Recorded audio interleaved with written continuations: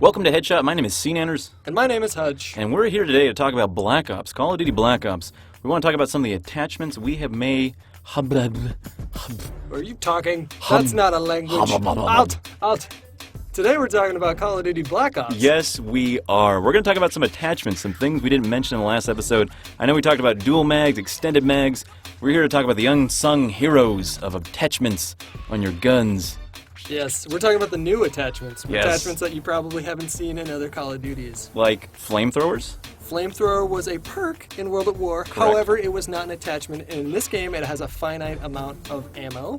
Now, and it has about the effective range of a shotgun. what are your thoughts? I don't use it. I've never used it. I've used it for fun, but I don't generally use it. I feel like a dragon. I'm just running around. I'm like, hey, I'm going to get you.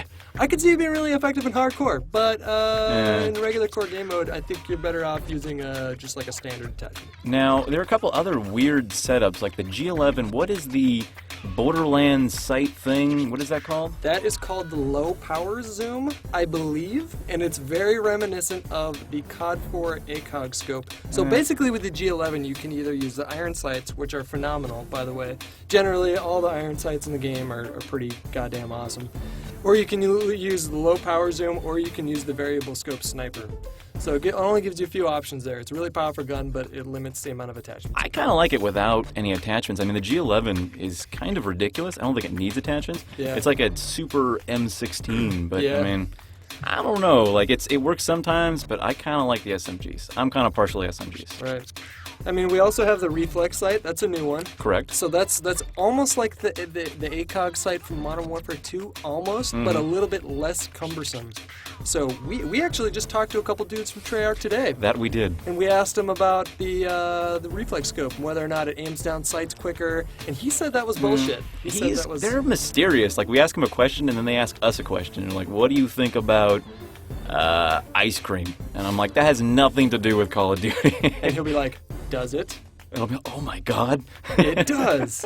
Anyways, keeping on track. Yes. I mean, we can also add some wacky attachment to pistols, like the ACOG scope on a Magnum. That's fun. That's Which is kind of amazing, by the way. Yeah. If you take that in hardcore mode and run around trying to snipe with it, do quick scopes with a Magnum. I've heard rumors that it's more consistent and accurate than the sniper rifle itself. Now, I know that's going to piss some people off, but that's the word on the street. That's what I've heard, and I don't know. You guys let me know.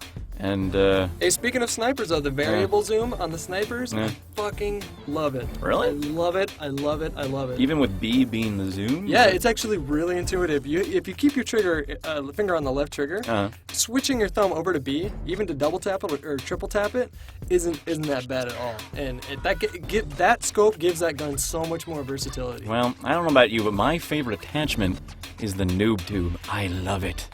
It's amazing. It's fair. It's balanced. It shows like skill and dexterity. I mean, it's the best attachment in the game.